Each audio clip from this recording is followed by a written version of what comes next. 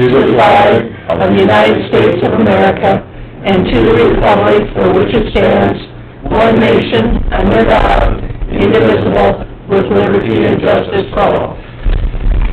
Morning, everybody. Morning. More people here than we've had for a while. I'll call the meeting to order.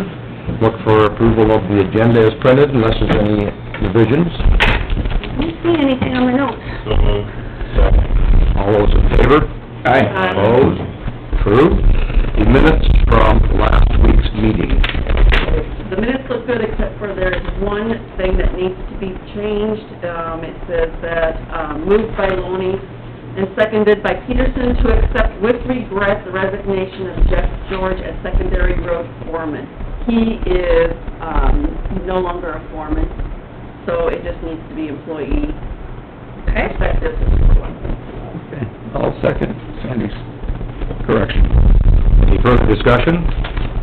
All those in favor? Aye. Opposed? Amended minutes passed. Is there any general public concerns? Any general public out there? All right. We can look for some. Seeing, hearing none, we will move on to, Roger is... Yes. Roger and... Roger Chanel. Yeah, okay. If you, gentlemen, I guess you'll just have to present everything from there, the way it looks. And this is with the, can you pronounce it? Karosh. Compliance Solutions. And I brought some paper also. Some more paper. Don't hardly have enough. Save those trees. Thank you. Put the stuff I looked to. Pass that down to Bruce. I'm not gonna hoard them today. Your paper hoarder. So, appreciate your time and the opportunity to speak with you. We're gonna talk about topics around privacy and security for Iowa counties in general. We work with a fair number of counties, particularly primarily in the southeastern corner of the state, to get that. A little bit later, what prompted this, if you turn to the first page, was what happened in Dallas County last November. So, Department of Human Services breached Dallas County's protected health information for about 4,800 citizens. Kind of a good news, bad news sort of scenario. What happened was, in November 2019, a contract custodial company mistakenly emptied boxes containing documents to be shredded, threw it in the garbage, threw it in the dumpster, and the mistake wasn't recognized until after the dumpsters had been emptied. So a couple things about this breach. When people talk about privacy and security, protected health information, or protected personal information, they tend to think about technology. The sad truth is that about 90% of all breaches are people and processes, like what happened in Dallas County. Inadequate training, issue occurs of paper documents, not the kind of thing we think about with a breach of our IT systems. So the kind of information that was breached was both protected private information, which is a whole set of regulations both at the state and federal level. So mailing address, dates of birth, security numbers, driver's license numbers, national wage information, all the kinds of things that can lead to a identity theft. That falls under one set of regulations. The other set of regulations is protected health information, which at the federal level is primarily HIPAA, the Federal Trade Commission, and then the state has its own set of regulations. And that included things like disability information, medical information, Medicaid, mental health information, which has a whole other series of regulations it falls under, provider information, substance abuse information, which again has a whole secondary set of regulations we can worry about. So, DHS notified the parties, and we'll have to wait to see if information makes it out into the dark web and fraud is perpetrated with this information. The good news for Dallas County, Iowa, is that DHS had the breach. governmental agency, Dallas County is not responsible for a breach caused by a governmental agency. If it had been a private agency, Dallas County is covered and can be held liable, would be held liable for that breach and have potentially fines and penalties assessed against it. So the good news is the DHS caused the breach, not a private entity. That's what happened in Dallas County. So then we'll move on to what happened in Worth County. This is in 2017. Some ones were going around the county, knocking on doors, reporting to be from the Worth County Department of Public Health, and they were trying to sell, gather medical information, do different kinds of treatments, sell them equipment, and in some cases, drugs were being stolen from the homes. Now, that in itself isn't a breach, something to be aware of, but we don't consider that to be a breach, except if the information had been breached from public health, and that's where people were being targeted from. Questions, did that happen?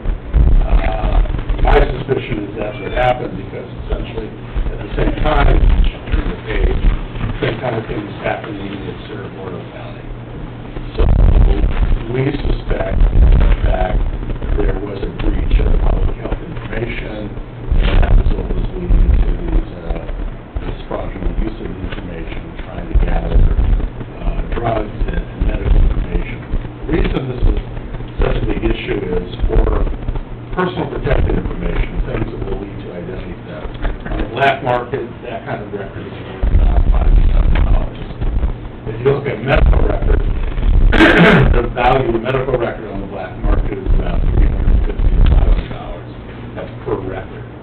The medium-sized breach that we see is about 3,500 records. So there's an enormous economic incentive for people to go after this information, and more we need to be able to protect it. A series of other county breaches that occurred around the country. I'll go through quickly, because these are other kinds of things you need to look out for.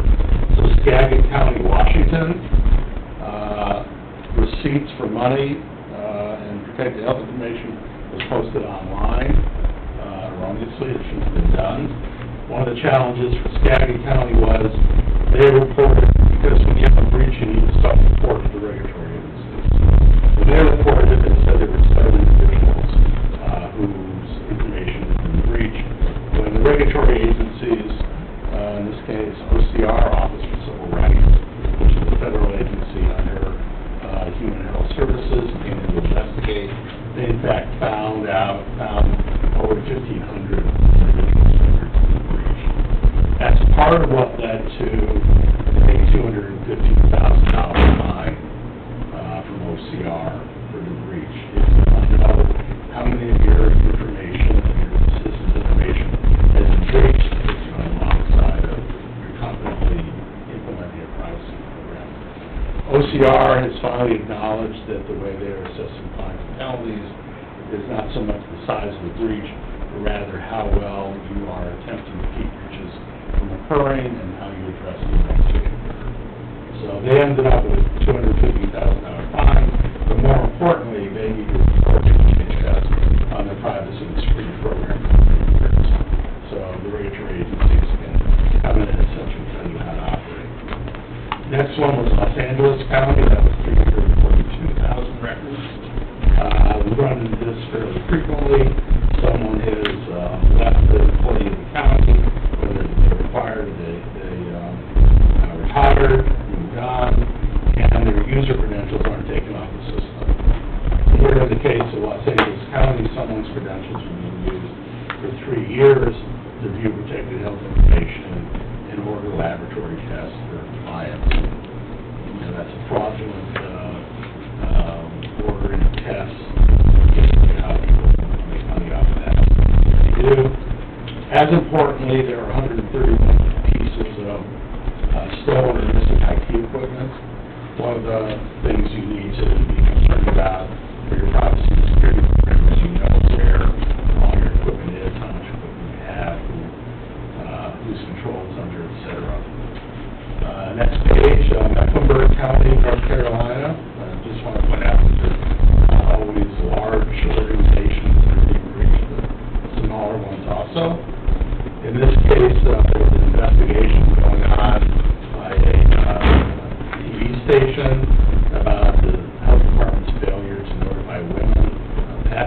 years. The health department gave information to the investigators at the TV station, which they shouldn't have done. That's a training issue. Because of the information that was being disclosed, it was a breach of protected health information.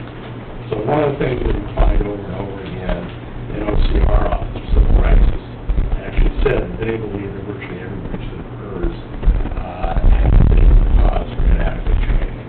So make sure that we're doing appropriate training. Kern County mental health. We actually had a school district here in Iowa that had a similar thing happen. A document was left behind during renovations. That document had protected health information on it. So when it was not under the control of the Department of Mental Health, who knows who the student using the information for. As I say, here in Iowa, that kind of thing happened in the school district. Then, I think it was County Department of Public Health, 168,000 records. An encrypted laptop was stolen. Now, this is similar to what happened in Dallas County, because it was a business associate, a third party, who had access to and had control of the laptop. When it was stolen, it had protected health information, it had protected personal information on it. The county can, by the regulatory agencies, be held liable for that breach. Class action lawsuit was filed because of the breach against the county. In today's environment, in a class action lawsuit, each record is being valued at $3,000. So the civil fines again for this, are in the millions of dollars. So that's what we want to be worried about. Or Orange County Transportation Authority. This was a ransomware attack. The ransom was as short as $8,500. Part of the problem with a successful ransomware attack is both the Department of Homeland Security and OCR, Office of Civil Rights, have deemed that a successful ransomware attack is possible because you don't know what's going on with the information while it's being held under ransom.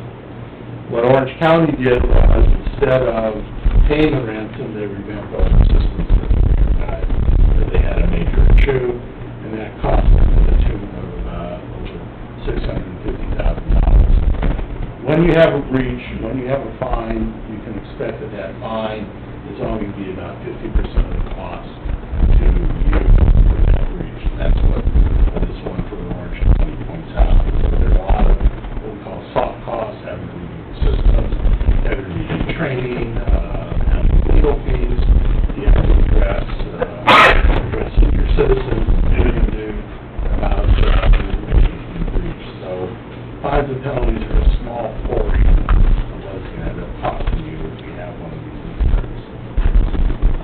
Rensselaer County, New York. This one was a jail, which is why I put it on here. Essentially, a child was bitten by a dog. The neighbor whose dog it was a county jail officer. The jail had access to the records of the hospital. The jail officer inappropriately went through those records, which is actually a breach. And there's now an investigation going on.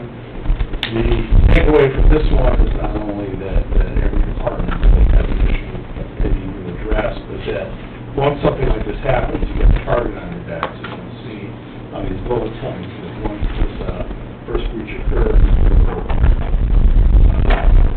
suspected breaches of payment.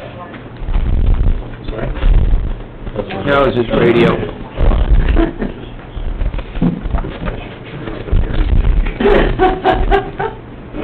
I don't want to hear what I said.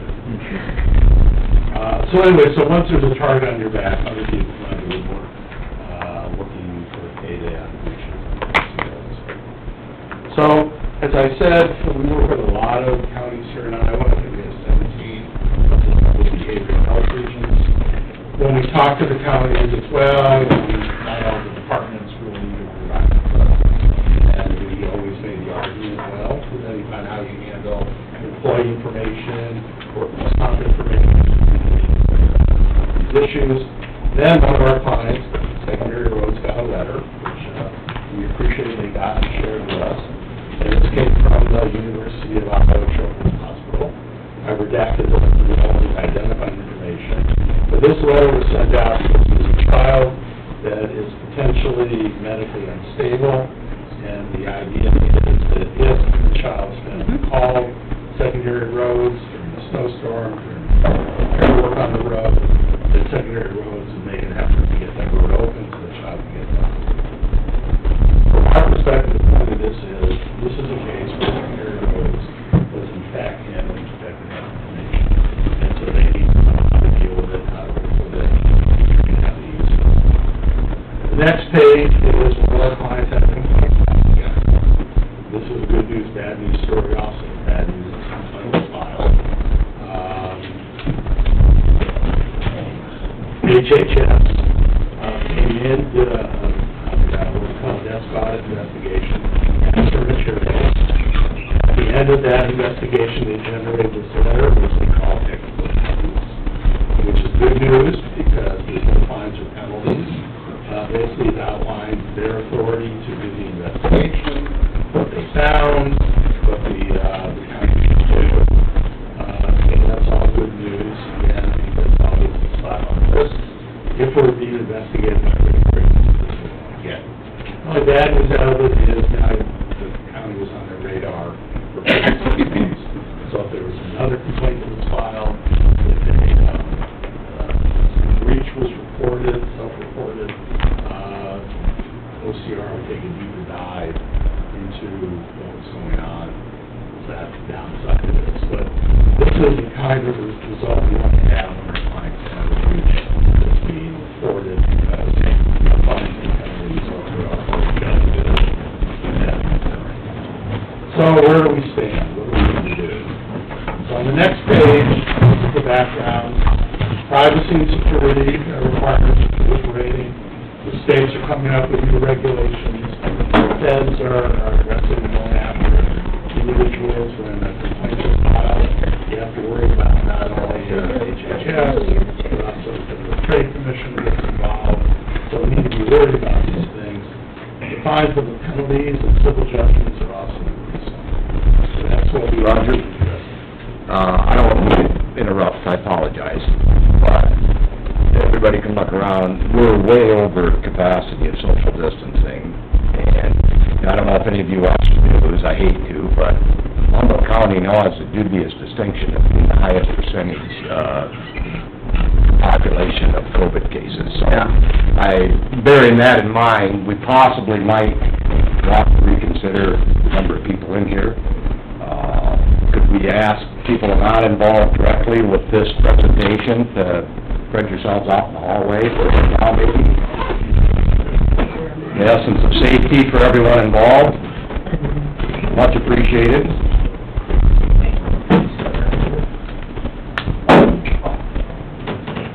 Thank you. Sorry, Roger, No problem.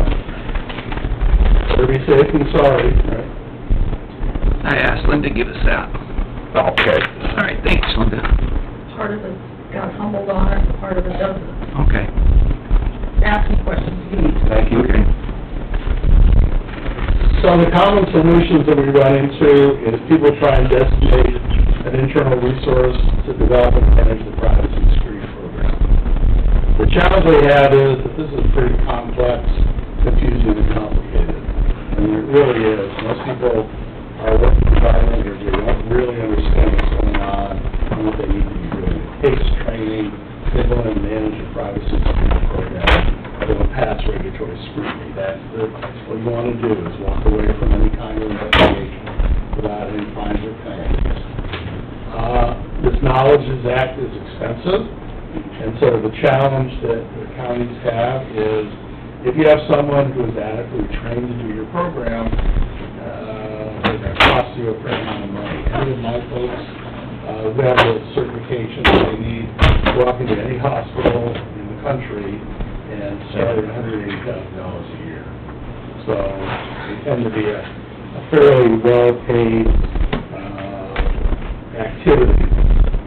The other problem you have is that, excuse me, you only need this kind of, expertise for about 10% of a full-time person.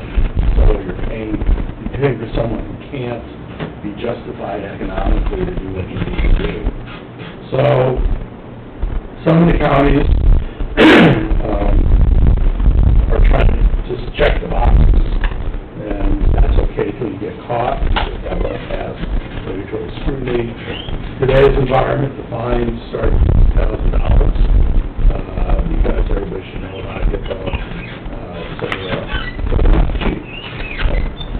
What you want to do is you want to have a robust risk management program, and this is the outline of it. You want to conduct a risk assessment, which is done in a very specific manner as dictated by the regulations. That risk assessment looks at 130 different items, vulnerabilities that are outlined in the regulations that you need to apply accountability to.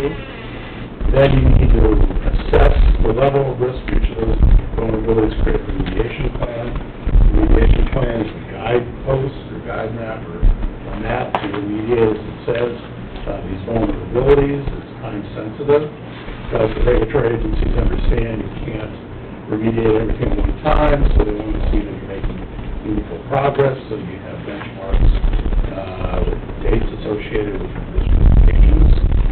Then you want to correct any deficiencies, which are writing policies and procedures, implementing safeguards. Then you need to make sure, under the audit and management side of the program, that you're actually operating the way you say you're going to when you correct your deficiencies, and then on and on. Throughout the whole thing, you want to do training. Many organizations will do is train once a year. They'll have someone come in on the internet, provide some training. That doesn't create what the regulatory agencies want, which is a culture of compliance. So more frequent trainings are much more beneficial. Everybody in the county needs to have some level of training. So I would stop here and ask you the last time the supervisors got their HIPAA training. Is it up to date? Are you doing it on a periodic basis? Typically, I can't speak for you, but typically when we're walking into a county, they won't switch that, which is going to be a violation. Not everybody needs the same level of training, so what we do is break the training down into two different kinds of groups. One is called essential, people that need higher level of training because they work with technical information, their personal private information, or their managers, so the department heads, supervisors, and then people we call intermittent, where they only see technical information periodically. Truck drivers, secondary roads, right? They don't need to have the same level of training. Not going to take it, they're not going to remember it. So we break the training up into different groupings. So next page, regulatory requirements. These are the tasks that you need to conduct on a periodic basis. Do your risk assessment to both security and privacy. Broke down in two pieces because the regulation was written in two different pieces, one in 1996 and one piece in 2009. Do your remediation plans, customize your policies and procedures. You need to vet your business associates, people that use information you collect, provide a service to you. There are a variety of software packages and plugins you're using that help you with this definition. The reason you want to vet your business associates is because if they breach your information, you don't want to be held liable for the breach, and the only affirmative defense you have is to investigate that. Do the workforce training, do the security, privacy program, management audit, and then you want to, every county, every organization is having incidents. You don't typically recognize them. For us, typically, we're going to an organization that says we don't have any incidents. As we begin to train them and work with them, they begin calling us as incidents. You're required to assess them to see if they in fact are breached. There's a protocol in the regulations that do that. Before I get to the questions, I just want to quickly go to the next couple of pages and talk about our qualifications. We make sure that everybody that in our organization is actually qualified. There's a lot of, this is kind of the Wild West, there's a lot of junk out there. We need to be very careful to work with people that have adequate training. The organizations that we have listed that we work with are the ones that have been around since the 20s and 30s and 60s. They're not an internet something that came up a year ago, charges you $500, gives you a certification. So you want to be careful about that. Then a brief list of our clientele here in Iowa. You can see the counties that we work with. ISAC used to be one of our clients. They are no longer. When we started working with our county clients, we thought they were business associates. We employed them. They found problems. They hired us to solve problems. They hired us to alleviate those problems. We did. So they're no longer clients. So, through behavioral health reasons, and then some other non-county clients, and then we have about 3 other clients in 5 other states, so we're actually a national organization. So, having said all that, very quickly, any questions?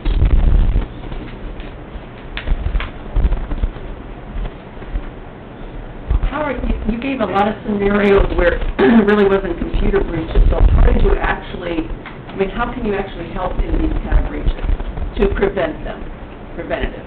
It comes down to having adequate policies and procedures and then training. Training is going to be the cornerstone of what you do. That's why, as I said, regulatory agencies feel that every breach has a root cause of inadequate training. I mean, you do have to handle the technology side also.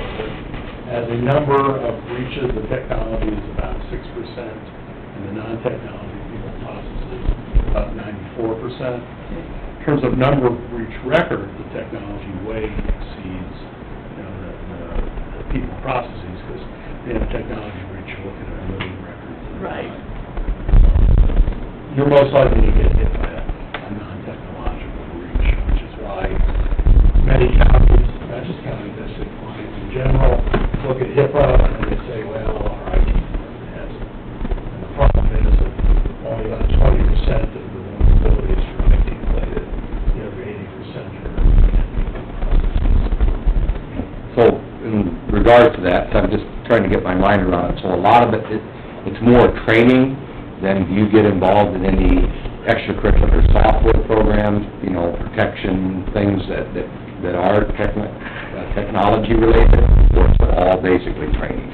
Well, we work with you, the things that you need to do is do the risk assessment, do the remediation plan, rate your business associates, do the audit program, and do the training. So we do all of those. We don't do the technology side right now because we don't want to be competing with an IT department or someone else you're already working with.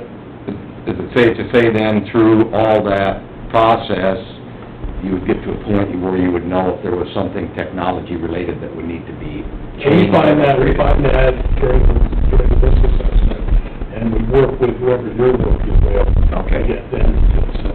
If they don't, that's why we do it. If they don't, we do find incidents where they can't or won't, then we can make recommendations for someone. Okay, that helps a lot. Is anyone going to ask approximate cost for these services? Sure, so we do everything on a fixed price basis. Yeah, it wasn't on the last. Yeah, I noticed that. No, there was nothing. We got a lot of numbers otherwise, but I'm just, and I know it wouldn't be an exact, but No, it is curious. I can tell you, because we Okay. treat all the counties exactly the same. Okay, So the first year is $14,650. That's all in for everything but travel. And travel is just out of Iowa City. It's mileage only. It's not high mileage. You're close enough so it's not an overnight trip. So we can do that. So that's basically the first year. Second year, if you continue with us, the price drops somewhere between 10 and 20%. Think of it like when you go to the dentist, first time you go in, they do everything. When you go back for a checkup, there's less to do. So, that's our most popular program. It's called HIPAA Select. That's a program with you guys, or with the clients. That's what I think virtually all of our clients started it is, so that, and then we have an opportunity where we can do more for you or less for you, depending upon what your information is, but we don't want any surprises when it's this price. We don't want it to say, because the amount of work is the same or expected at the size of the county. The only difference is, if you have more than 15 employees, then there's a $50 a year additional training charge for those folks. More than 15, did you say? 50. Oh, 50, okay. So 50 first. I was like, wait a minute. Okay. That's good to know. Well, how long does this process take? You know, the starting of it to where we feel comfortable that things are being taken care of. We like to get that done within 6 months, Okay. And then we continue on with the training and refine. And your obligation is to do this on a repetitive basis, so annually is typically how it works. So we're comfortable that you can survive. Our goal, as I said before, is to have you survive a breach without fines or penalties, and knock on wood, we've never had a fine or penalty yet. What we charge covers everything except an on-site investigation. And we don't bill for that because all the time we've done that, well, we probably had 3 dozen investigations. We've never had one where we couldn't shut it down where they came on site. So we're not charging you for something we never have to do. We have to do it in a fixed fee for that also, $5,000. But never, let's say, never had one yet. So you said you had 6 months roughly to do the risk assessment, do the remediation plan. and then we would have a direction as to this is how after you look at it, Yeah. you give us a direction, this is what we need to do, and And we actually will work with you to get it done, so we'll work with your IT people, and whatever needs to be done. Same thing. One of the big things that happens, I said earlier, is once we start working with you, you'll start having, recognizing security and privacy concerns. So when you have one, you call us up, we just take care of it for you. We do the investigation, we do the report, if it needs to be reported to the regulatory agencies. We'll report it on your behalf, we can't sign for it, but we'll sit there and walk you through the process, if they come to investigate, come to, they send a letter, we'll respond to it, we have to respond to it. Our goal is to be your trusted expert, so you don't have to go, through the night about your citizens and their information. That's everything from Supervisors. Do you have anything to add, questions? No, I think we covered quite a few. Yeah, I think that helped get the end kind of pull this all together, but, yeah, I think I got my mind around it. And Rick, anybody? So with your permission, give you a couple weeks to think about this, we'll get back in touch with you, also send you some information. We have a list of who our county clients are, for some people who just get on the phone with people that they know, or that have the same role in the county. So with your permission, I'll just send you a list of the actual people we've worked with, That's fine. references, and that's simple. That's all I Give us a reference, but 15 minutes, you can find out who they are anyway, so. Right. Might as well just send it to you. And, I'll send you that, let you think about it, check us out. We'd love to be able to just continue the conversation today, but it was really, I just wanted to be educational.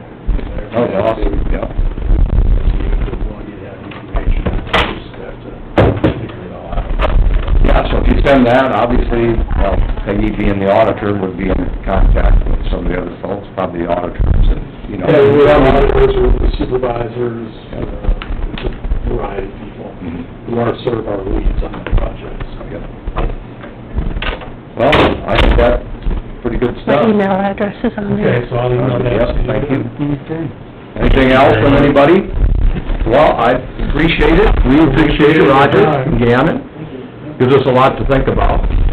We do have some other things on our plate that are sort of, this is over the next few week period, sort of time sensitive, so don't maybe say 2 weeks, we're gonna have a direct answer, but we certainly will have some more discussion. We just want you to remember us. Oh, we won't forget you. Appreciate it. Yes, absolutely. All right, thank you both. Thank you very much. Should I make it Mike on the phone? Yep. The location is, mine will say this, No. Yeah.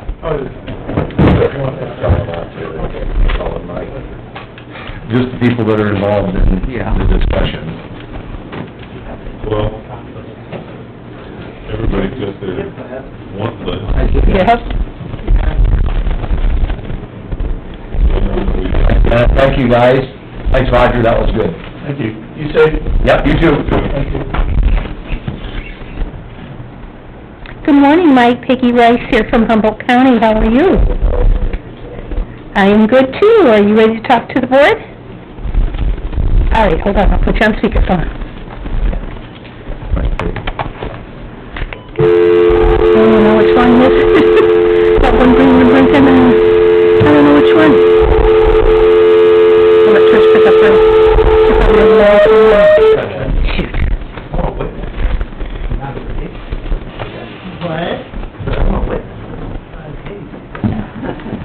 Mike? Okay, wanna make sure I still had you, hold on. Okay, can you hear us? I can. Hi, Mike. As much as I can. Well, I guess we're looking at reviewing what we talked about last week, or moving forward with it. Before I forget to mention, we did have a special meeting of the LEC board this past week, and it was approved, because this is really for the LEC side of things, that we move forward with our discussion on the bonding issue, so, and move that direction. So, I guess we're official in that respect. Now we just need to see where you are a week later. Here's what I would like to do. I think I'd just like to go through that updated timeline. Peggy, is that something you'd be able to distribute to the board if I can? Say that again, Mike? The updated timeline, I sent along. Yeah, we have that in front of us.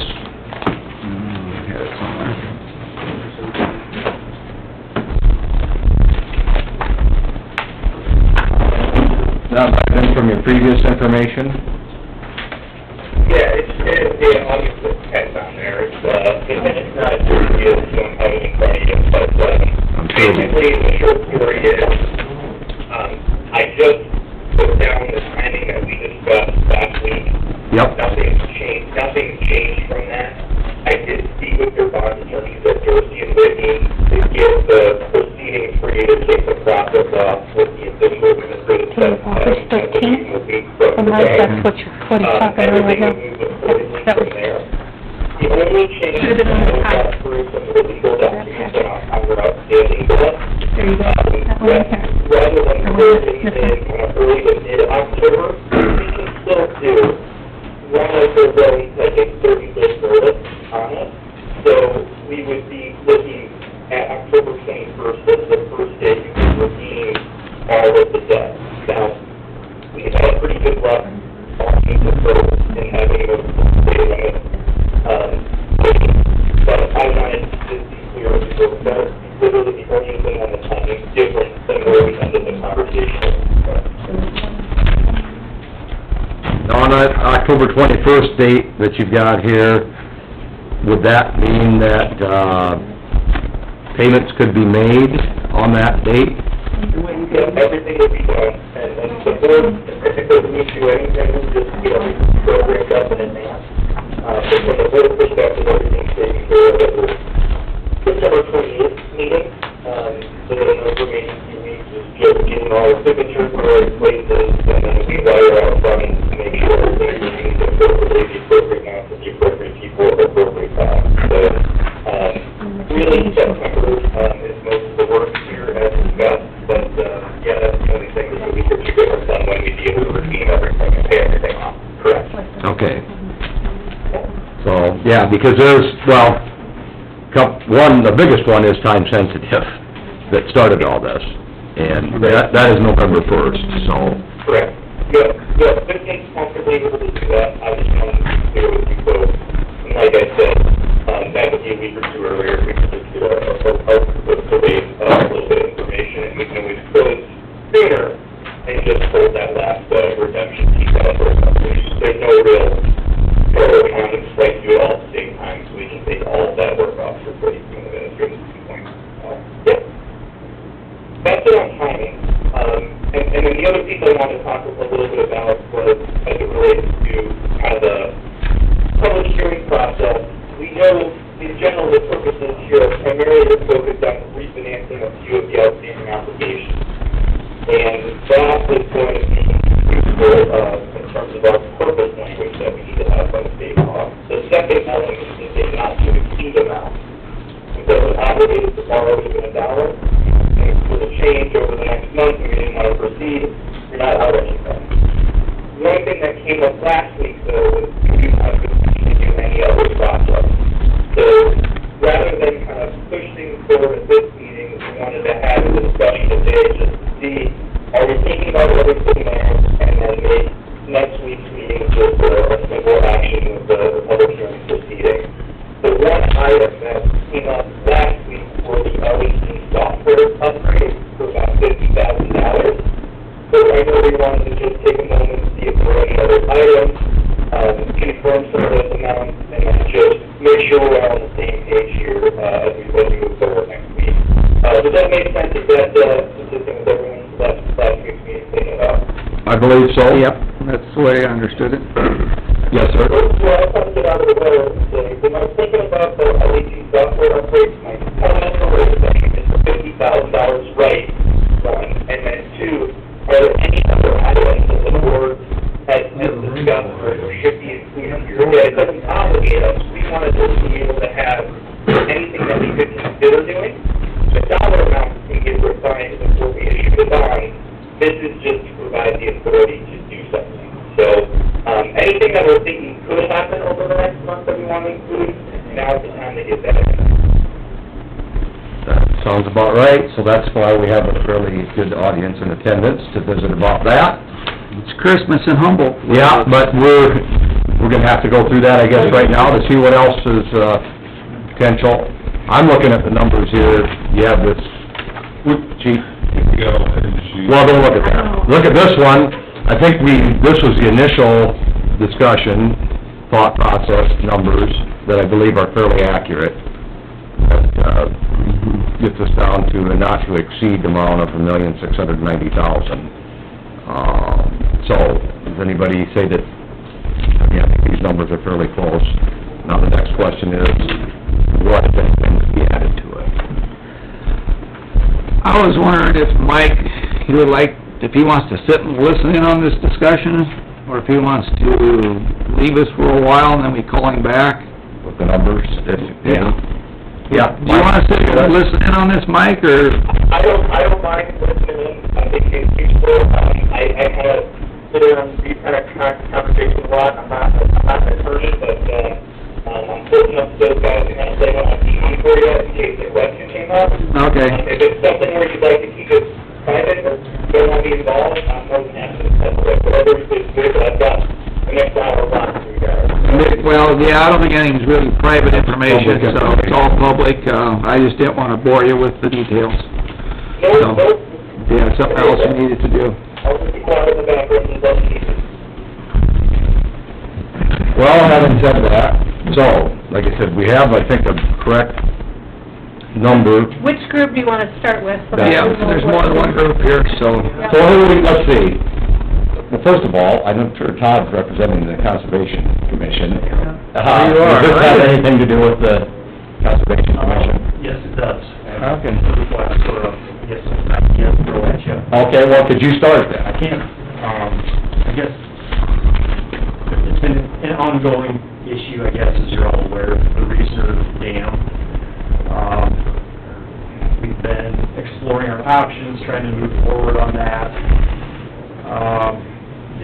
Commissioned a hydrological study to basically show the effects of, if we took elevation off the dam, what the effects of that would be upstream. We did that to possibly open up some FEMA, money that would be available, grant money, to maybe make some modifications to that dam. Grant is, I believe, 75-25 match. Just wondering if you guys would consider using the bonding funding mechanism as a way to possibly... Well, I'm glad that, Mike, are you still there? I'm glad that you asked that, and so, because I'm not an expert on any of this, but I remember in last week's discussion, this bond has to be specific to the radio equipment, I believe, because I don't know that we can add things that are not related to the LAC. I guess that's our question. Mike, would you have? Yeah. That's a question to you, Mike. Yeah, 'cause I'm thinking back to last week's discussion, and it was, we can't, be bonding for a new interstate through the county type thing with this bond. We have different potential hearings that we need to hold. Right now, because of all the nexus to the LAC, all of these items would be able to be held under the same hearing.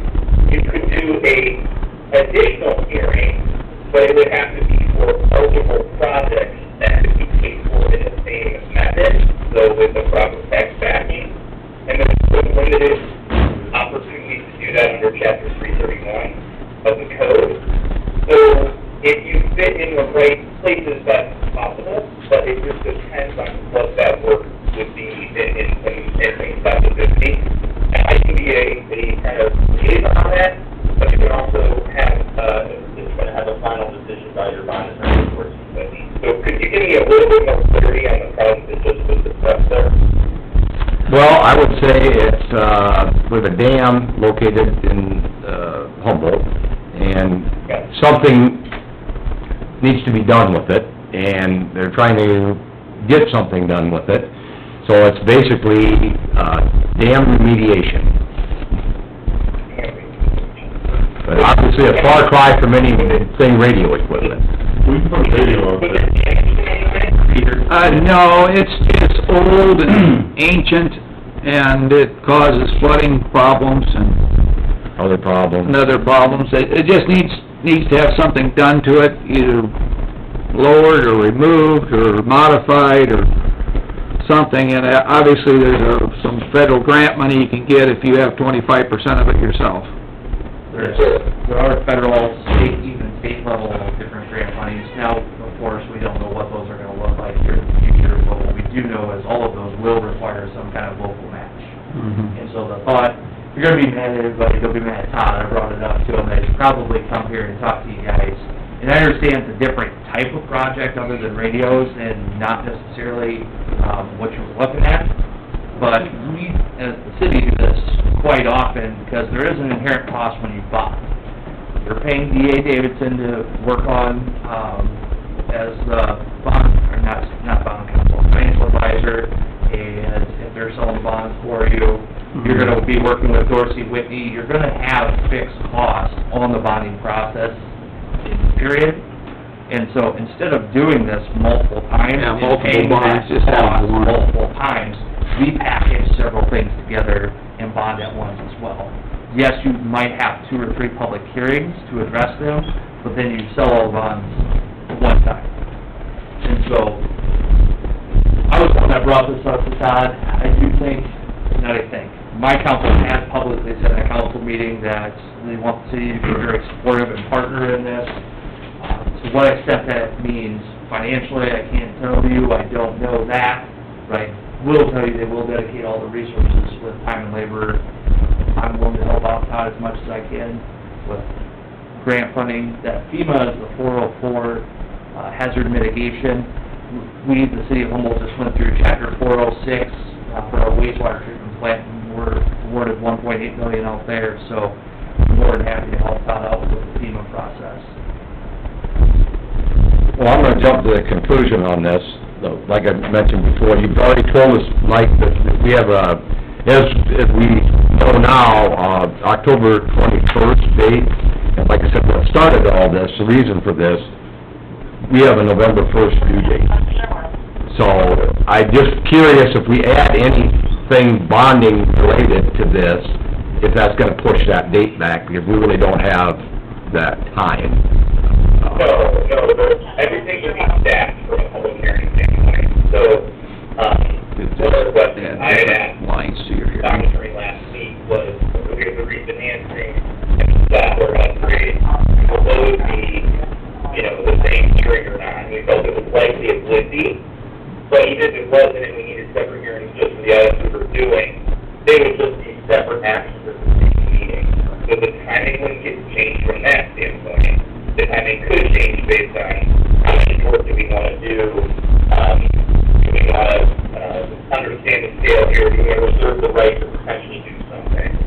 So, that's the reason kind of for today's discussion, right? We didn't feel like it really moved the timeline to have this discussion today, rather than start the process today and then either restart it in 2 weeks kind of thing. So, I guess how many dollars are you talking about here for this project, just out of curiosity, and then, I don't know if that's something the board wants to pursue or not, but just trying to understand how that fits into the public use. Well, we, at this point, don't have a solid plan as far as the direction we want to move forward. In my mind, and looking at, my budget,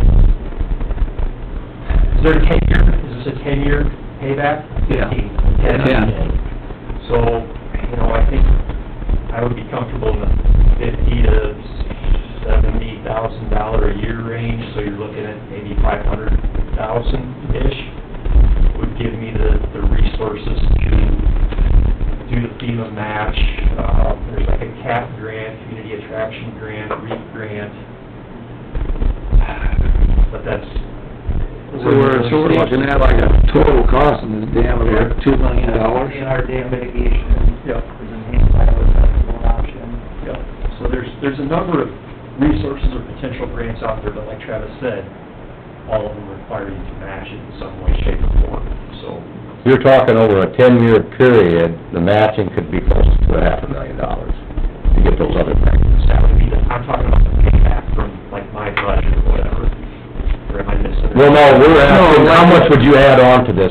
How much would you ask for in a bond? I mean, the total cost of this dam project, if we're paying 25% at $500,000, that's another $1.5 million, so we're talking a $2 million project to do whatever you're doing to the dam. Yeah, and that's just the construction portion, not to mention all the planning that's already been going on, but you are gonna have initial planning, design work, no doubt engineering fees, so I'm a just, $2 million project is, honestly, it might even be on the light side. I'm just suggesting if you put that in there as a not to exceed, if we have that opportunity to get that grant, or if we are ready to move forward, our money is ready to go. And that amount would be $500,000? That's what I'm asking. And that's if you're gonna require the conservation board to repay that annual repayment towards that, correct? Yes, correct. So the county supervisors are willing to take it on as part of the debt service, as opposed to the general allocation of the conservation board making them repay it back, then that number could potentially be higher. Well, Mike, for the sake of argument, I would say $500,000. Yeah, got her down. One thing if you don't mind, Mike, my name's Travis Gates, I'm the city administrator of Humboldt. We work with, Scott primarily through D.A. Davidson, but, Eric brought up about the November 1. Yes. Yes. If I'm not mistaken, they could potentially do a, reimbursement resolution, should this timeline not match up with that. They could pass a reimbursement resolution prior to making that payment, and then just make the payment out of their general fund right now, and then use bond proceeds to reimburse, correct? It's a little stickier with debt payments, but I think because how long into that portion of the payment is better, theoretically possible. But I think that's a good question for bond counsel. Yeah. I just wanted to throw that out there so the board was aware that I think that's another option, should that timeline become too big of a crunch, and you want to do a little bit more planning, that I believe that's a possibility. Okay. Well, so we got $500,000. Who's next? Who wants to be next? Well, Bruce had mentioned if there were some other projects, so I reached out to the sheriff and I reached out to Fire Chief Groenback, so, because it does fit under the umbrella, you know, the, communication systems through, not only just for the city of Humboldt, but for the county entirely, so I think Jim put together some numbers for the board's, consideration today, so I'll just turn it over to Jim and he can, go from there.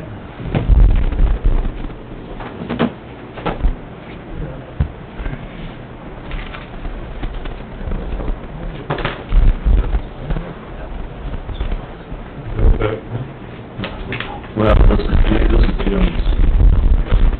You know this, Dave? Up there. We got more than this one.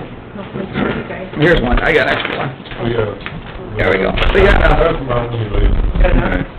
We got enough. Okay, basically in general here, the first page there, it shows you, each department in the county. It tells you the number of people in the department. What we're looking at doing is, trying to get everybody, all new pagers, all the firemen in the county, new pages this time. We're working through electronic specialties and Fort Dodge, trying to get everybody on the same. Electronic engineering. What's that? Electronic engineering. Yeah. You said specialties. That's basically that.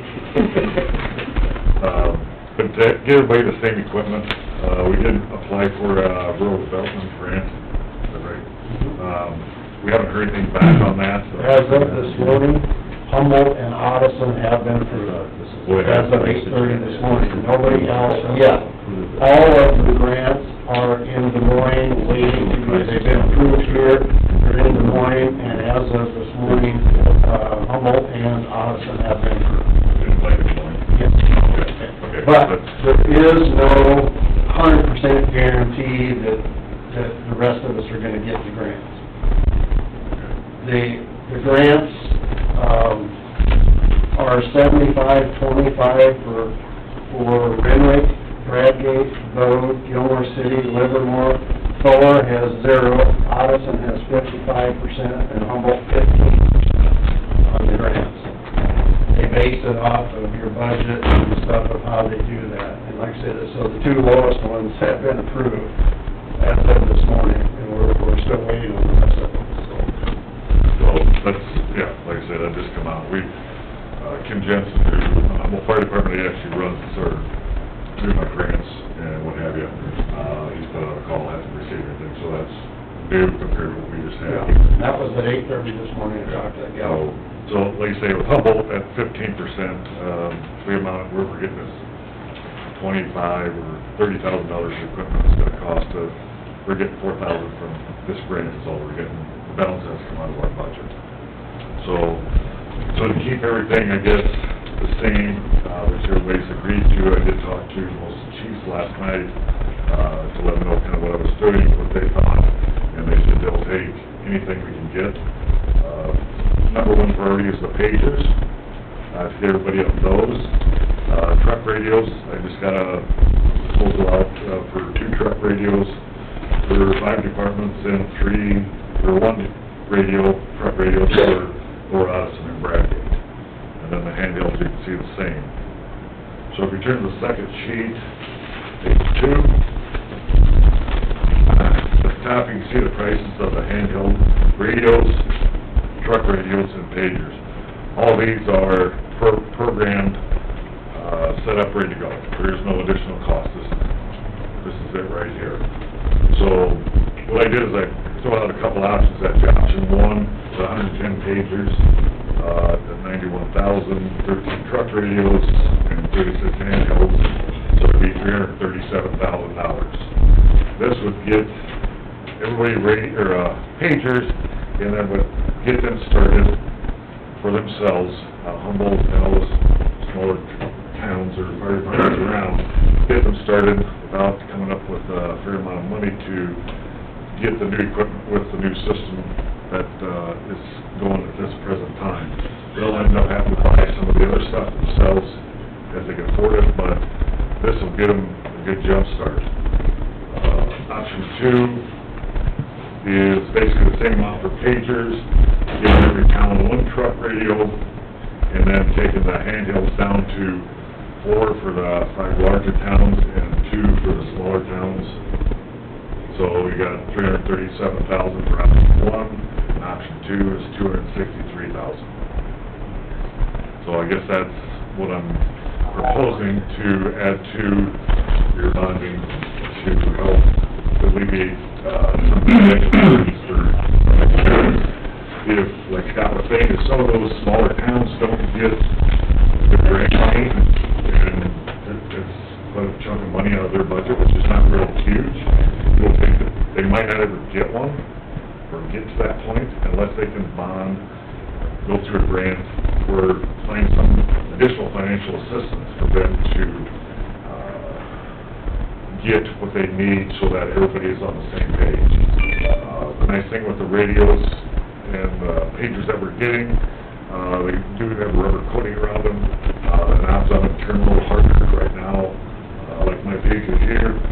The only way I can charge is we each have to have 2 batteries. Even these brand new ones, take the battery out, put it in the charger itself, so everybody has 2 batteries, and then every 3 days you switch it out. The volume on mine will go down, and it'll actually automatically just turn off at times. With our handheld radios, again, they're a little bit more durable. They will have a mic on them, you can change the channel on the mic, but we're finding out with the radios we got now, they don't work real well. There's certain areas you can't communicate. You're standing less than a half mile apart. And two, if you put it in your coat, you can be, say we'll be working on channel 1, pretty soon we can't figure out when we can hear you. Pretty soon it's on channel 3 or 4, you never touch it. But now it's just moved so easy. So with the new equipment, new radios, what have you, we need to get everybody going on the same page. It'd be nice to have everybody, so when we have a large structure fire, where we call in a lot of mutual aid, everybody can be on the same page, know what's going on, and we can hear each other. So that's, I guess that's my proposal for you folks here today. Thanks, Jim. And I would say that this is a direct, it's a need that's a direct result from us switching to the new 700 series. So, I mean, this is not just a request. No. I mean, it's a specific need that all the departments will have moving forward, and they just thought this would be a perfect opportunity to use, to use the bonding mechanism to get to where they need to be, so. Okay, now I got throw a question out at you. This number is the total cost, is not taking in any grant money coming in. Correct. So the grant money comes in much less. Correct. All right, gotcha. For what we have applied for as of now, Tyler Dodds is on Livermore Fire. He used to be the city clerk in Livermore, and he's pretty sharp on the grants. And he got, this is a USDA grant that he's working on, 75-25. There is grants out there that are 95, 5%, or 90 and 10%, but this is the one we can get the soonest. The other grants, what we figured on doing is down the road, applying for those and adding 2 more radios, so everybody has a radio and everybody has enough radios. So as of right now, like I say, this is a USDA. Some of these other grants take a year or 2. This one was supposed to have been quick. Well, they're blaming COVID for it being slow and everything like that. And none of the grants are 100% guarantee you're gonna get them. But if everybody gets the grant for what we put in, we should get close to $100,000 for grants. And the 95-5 and the 90-10 grants that you're referring to, FEMA's AFG and... Yes, Yeah. yes. Those are extremely tough to get. Yes. So, that's one, yes, they are, That's what we were applied told, for, so. but they are extremely tough to get. That's why we decided to go with this USDA one, because it's easier to get. Yeah. And like I said, we've been approved in the county and the local, each county supposedly gets so many dollars, if I'm saying that right. And the money has been earmarked for the fire departments for the radios. And then it goes to Des Moines, and Des Moines has to approve it. The gal talked to this morning, said everything is really slow because of the COVID. Everybody blames everything on that, but everything is slow because of that. So, and like I say, there is no guarantee we're gonna get it, but two of them have been approved so far, and they were the two lowest dollar ones. Go figure. Yeah. Yeah. Okay. Well, I think that's really good. I mean, there is gonna be some grant money, and to Rick's question, there again, thank you, Jim, and everybody else for the numbers. So, I mean, I stop and think too, that we're looking at a number that's not to exceed. Yeah. And so, Mike, are you still there, or did you fall asleep? Okay, well, so if you have a not to exceed number, then there again, you heard most of the conversation about grants for extra radios and pagers and such. Excuse me, Eric. We Yep. haven't done it. We got one more. Oh, no, I was just asking in regards to this. Okay. And this is a general, so if you, this is a general question for all of it. So if you say this number, obviously you're not obligated to spend all the money up to the not to exceed number. Right. Okay, so if you come up with a number for whatever, entity, then it doesn't mean that if you have $3 million, that you only spend, and $2 million gets on there, you only... They're required to take that. Right, you're not, yeah. So you're better off putting more to get to the not to exceed amount. Yeah, and then coming up short. Right. That's absolutely right. Okay. And that's the reason we're getting called. Okay, I just wanted to clarify that. So that... No, this is a good way to do it, it's not usually how it's done, unfortunately, so this is really, really constructive conversation there, for sure. Okay, so that, I guess I suggested, make sure we got that correct. And now we have Dean Kruger, Sheriff, has got some extra stuff too. Yeah, unfortunately.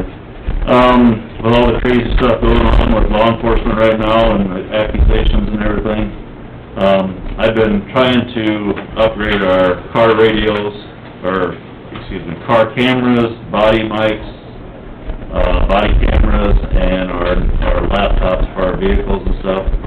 Our laptops that we have are fairly old. We had to try to upgrade from Windows 7 to Windows 10. Thanks, Tom. Some of the computers successfully went through, some of them didn't, so I had to switch over to tablets now. And, and like I said, with everything going on with law enforcement right now, I thought this would be probably a good project to bring to your attention. We do have car cameras that are fairly old. Some of them don't work anymore. We've been trying to get a hold of tech support with the company that we have, and of course, sometimes it takes 2 months for them to get somebody to finally call us back and stuff. So these arbitrator car cameras are the same ones that the state patrol works, and they have very good success with them. They're not any more expensive than what the cameras that we have in now. And, yeah, try to upgrade them. Body cameras, I think would be a good thing, because we have some allegations against some officers that would really eliminate all this. I feel, so, there you go. You got any questions for me or anything? That's, like, One quote's for the sheriff's office and one's for the police department. These two? So, yes. One's with a yellow tab. Yep. Sheriff's? Yeah, SO up here is sheriff's office and PD PD is police department. Police department, yes.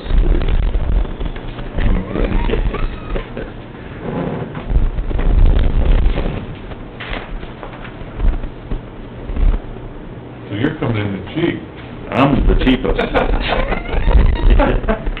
Yeah, I was but, amazed, I thought it'd be a lot more. well, I did too, but the computers, our computers, that's state bid. The state patrol, put some specs together, and we're allowed to get the state, what's up with that? getting bored. I don't blame you. Yeah, we're allowed to get the state bid pricing on those computers and stuff, and the arbitrator, car camera and the body mic too, it's state bid, so. All right. Yes, $97,000 for the sheriff's office and $78,000 for the police department. How would you like to try to fit the line or Cedar Rapids for all there? Oh, God. That'd be crazy. That's why, Be a lot, it would be a lot more. yes, a lot more. So, just rough estimate, are you, we're right around 175 to 200,000? Pretty much, yes. Let's put down 180, just round it to a nice even number. Well, I did, Mike did, he isn't reading our sheet. Right. Well, let's see, we got that, we got that.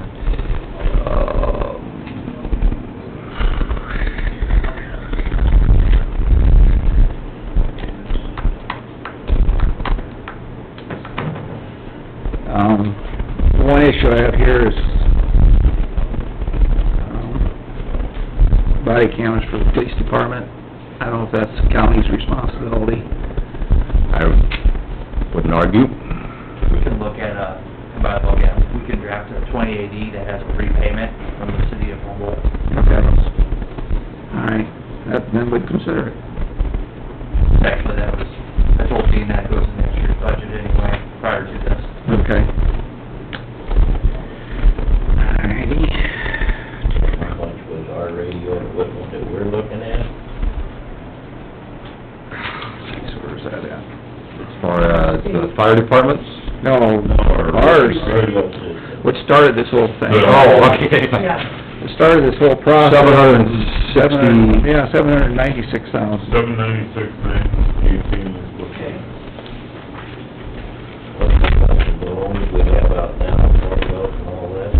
No, it's not, because The Corn Belt one isn't in there, because that's, I think there's like another $700,000 out there, so we Yeah. were looking at combining the two outstanding notes with the current communication system note for about 1.4 or 1.5 Yeah. initially. I mean, that's what started this whole yeah, conversation.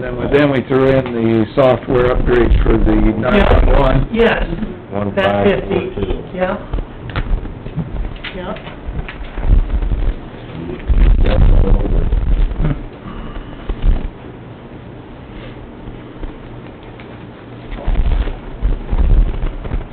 Well, some to chew on.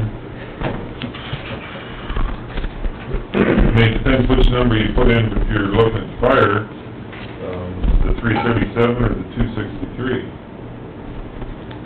Well, You can adjust that, if you're doing the not to exceed amount, you go with the higher number, right? so. Which is fine, but the nice thing about that is there appears to be some Grant offset money from coming- grant money. yes, coming So in. that's I asked Mike the question, and yeah, you can put in the higher number and hope you use a lot less of it. But I think Jim's proposal, that's not outfitting every individual with every No. department with all of their needs. I mean, it's just- Basically getting the minimums that they Yeah. need to be functioning. Yep. Yep, you're I think right. it's a relatively conservative request. It is, you know, it's kind of a big rolling style situation in order to link. Well, I don't know how bare bones it is, you're spending $350,000 or $340,000. That's just the cost of everything. Oh, yeah, I understand. So, everyone's presented their request and explained it quite succinctly, I think, about how the money would be spent, what it would be spent for. So, Mike, you heard all that, or most of it, I'm sure. Where do we need to go from here? As far as... So, yeah, I updated that spreadsheet that I sent you with the yellow sheet, and, I come up with another $1 million, 20. 3 hours there. 20,000. So I did that. Can I ask 3 dumb questions real quick, just to make sure we're on the same page, and I'll save time with these turning? Yes. So number 1, we didn't talk about the LEC software upgrade of $50,000. I assume that's still good, and that was a good number, and there's no Yes, yes, yes. Line on the road, Yes, According to the information we have. yes. It better be. And then I know that pagers, radios, handheld radios, body cameras, laptops, all kind of related to emergency communications equipment. I just didn't want to assume on that, but that's all tied in kind of the same bucket in terms of emergency equipment, correct? Correct. And then I heard the conversation about potentially having some type of 20-year arrangement as it relates to the equipment for body cams and laptops for the police department with the city. Correct. I think that's spot on there. We'll just need to make sure that that's clear, if that's something we proceed with.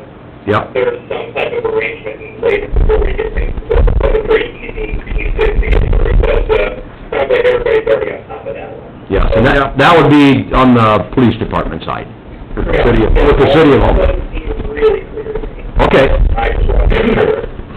My two last pieces, one is the dam improvement, as I just through that.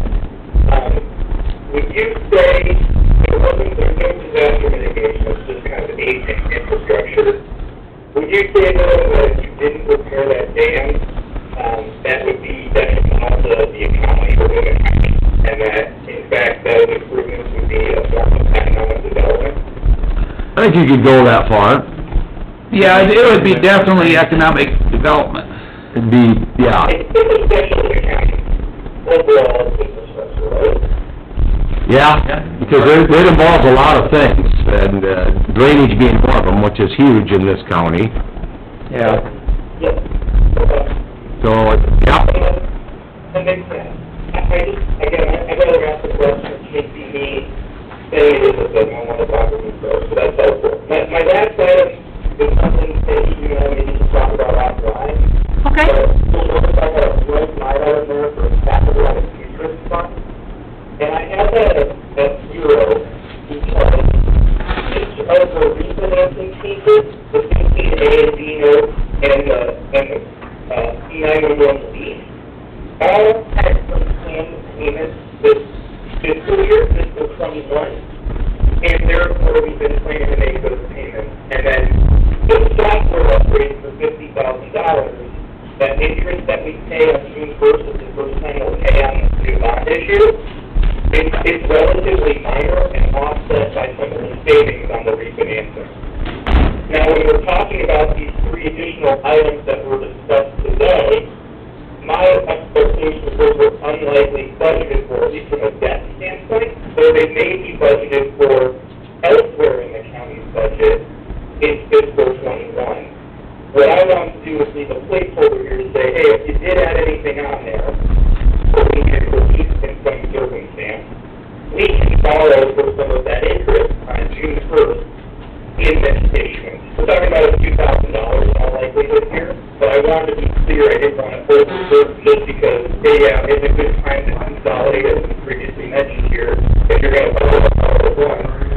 But I didn't want to grant the budget versus the actual payments for the fiscal year. Hey, am I making sense there? Is that something you're following? I just want to make sure I'm being clear on that, so you're not cramping the budget standpoint. No, we do have some scheduled bond payments to be made this year, but, I don't know how that's gonna affect this at all. Yeah. They haven't been paid yet. I don't think we can work on it offline, but if Yeah. I present a final version of this for you folks next week, again, it's not gonna affect the not to exceed amount, it's just, so you don't plan on potentially doing that, because we haven't spent the dollar for those dollars this year. So, again, good time to borrow for the low rates, good time to consolidate everything, but at the same time, I don't want you to be tight, when we're coming to June next year, and you're wrapping up your fiscal year. Make sense? Yep. Okay. That's it for me. I thought I could do this. Let me wrap up this sheet. I will send it out, the budget, and you can forward it on to the board here later today. Okay. I'll use that as the basis for the proceedings that board you will prepare for your meeting a week from today as bond counsel, and then you folks can continue to evaluate the project and how much you want to do.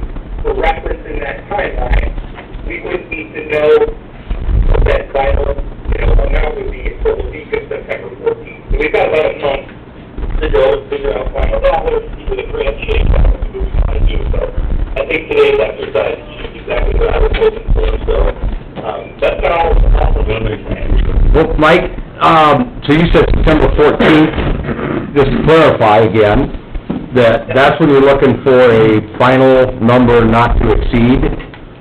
That's the final project, but yeah, actually what dollars you want in, that would be the date based on the current timeline. On September 14th. So, as you've kind of explained earlier, having that number sooner, would that expedite things, or does it really make any difference, as you've explained? No, I'm gonna use everything you provided today will be the big numbers of the not to exceed amount, and you'll see that start to be reflected at next week's meeting, with the first meeting. We don't have to borrow even $1, right? So if you decide this whole thing's not worth it, we just stop. You can do that at any time. So based on our current timeline here, we go ahead and go on September 14th meeting, just that final project list. So, for example, the 337 versus the 263. Right. Acres and ratios, right? Okay, yep. It's gonna be the day where we wanna have everything skinny down. Yeah. And if we need another week, we'll take a week out of grant, we'll just scoot the rest of the process down. At this time, we'll kick off the process next Monday. The only thing that we have to follow through is September 14th when we hold the public hearing. Now, we'll have planned action that day, but the rest of the timeline can happen at any subsequent board meeting. So there's no rush on your end. This is just based on the timeline that we got today. So if we ever do need more time, so be it. This is just expedient without hurting, attorneys or anybody else in the process. Fair enough? Yep, that answers, so yeah, having a number a week isn't really making any difference in having the number by the 14th of September. That's right, yeah, we'll see where the grant's coming in, and based on the merit and those three projects that we talked about. Okay, well then that does give us more than enough time for discussion to come up with that number. Exactly. All right, very good. 14th already been set? No. What's your question? That's the guesstimate, right, for timeline? I know, I'm just saying, before we get to that point, we gotta make sure that That's the date, we gotta have our firm we gotta number have our on. firm number. Yes. By And September we have to 14th. be able to set that. And then we'll set the hearing date after that. Yes. Just The hearing verifying. next week. Okay. The proceedings next week with a not to exceed number in it, that's gonna be the high end number. I'm All right. just looking at it right now, I'll refine this down and send it to you folks, but that number is looking like in 13, so 1.69 million, so 13 about 2.7 million, 2.7 something, we're gonna be the not to exceed amount. Yeah. And there might be more culturing to get to that total. We'll start that process next week. For further hearings on that number on the 14th. Separate from that process, we'll be looking feedback from the board to say, okay, we are going to do, everything we want to do, or we're going to have a little bit less on this for the grant and a little bit less on this because of how much equipment we want to buy. So two separate pieces that kind of run hand in hand. Does that make sense? I think so. Yeah. Okay? I think we're good. Thank you. Right? Mike, I got one question, and this might involve Todd here too, with the conservation. His request is like $500,000 for a grant that could be 2 years from now. These funds that are bonded for, where do they sit? That's the question, you have, supposed to have it spent within 3 years. Okay. So, that's true, but you will also fall into an additional small issuer exception, as you're gonna issue less than $5 million from the year. So you should have a reasonable expectation that the spending will be done in 3 years, but there's no additional IRS requirements with issuing tax-exempt bonds that you'd otherwise have. If we were having the same conversation, but we were issuing, let's say, $6 million worth of bonds, there's going to be more scrutiny on the timing that you spend those dollars. Okay. So you're going to be able to get an exemption from that because of the size of your issue. It's a great question. All right, thank you. Yep. Okay? Thanks again. I think we're good for today. Very good. Very good. Thank you very much, Mike. I'll be rolling with Peggy and the bond attorney, you'll proceed early for that. Thanks. you. Bye, Mike. Awesome. We'll do the details with her. All right. Sometime when you're not busy, Peggy, what's the payback on the 1.6 compared to the 2.7 mil? What's the yearly premium for payments? That's, of course, you gotta factor in, Todd's will be paying a reimbursement. Yeah, some of it on will that, be. And the city will be Right. paying There's too many variables. Yeah, a lot, So just can't pull it off the top of your head. And the city will work on this 28E thing, if the police portion, because that would be the city, Rick brings up the correct. Yep, you're absolutely right. And that's certainly something you're familiar with. That'd be also a payment. It does, right. Yes. We'll just take the time and Structure it so that the payments to the county. Got it, yeah. Shorter than Okay. 10-year payment. Yeah. I'm assuming when Mike puts his numbers together, Dave, that he will give us an idea of what a payment would be per year. And then he would take into account that Humboldt's gonna pay some of that back, Todd's gonna pay some of that back. Perfect. You know, but if we know the amount that we need to cover, yeah. Yeah. That's one thing you gotta think about them before them out. Good point. Good point. Big difference between 1.7 and 2.7. My rough figure is $1 million, so. True. Big But like with the difference. fire department, I mean, we had a perfect case in point with, Yeah. HLT. I mean, they need to Yeah, have. I mean, that's Yeah. crucial, they gotta have. Yeah. They gotta have Well, communication. it isn't any more crucial than them having... Yeah, same thing. No, I realize that too, it's, with this day and age, they're, and nothing is cheap with that kind of stuff. No, it isn't. The whole public safety Right. umbrella. And Yeah. God, the contract fees, we talked about service fees that we pay, I mean, it's incredible, you guys. What we're paying for, you know. Well, Right.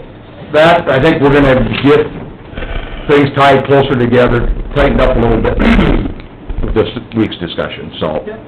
Anybody got anything else? I think we should move along, so we're not here till this afternoon. So we're good with that. Thank you, thanks everybody, thanks very much. Thanks, Ken. Thank you very much. Thank you for that, $500,000 request, Ron. And I'm sprayed, you didn't ask for something too, you might as well.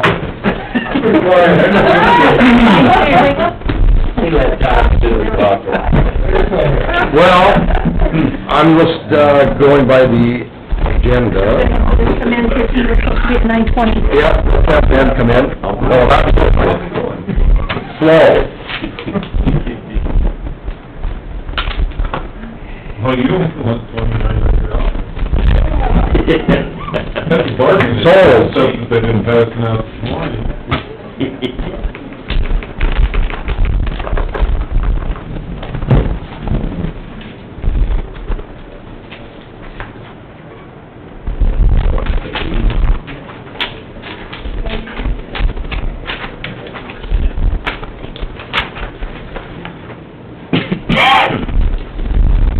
Morning. Good morning, Ben. The first thing that I've got on the agenda is to approve a quote for 3 flashing beacons with, I don't know if it's pronounced SASO or SASO, for $2,960. This is part of the grant application that we applied for last October, and part of the resolution 2020-10 that we signed back in May.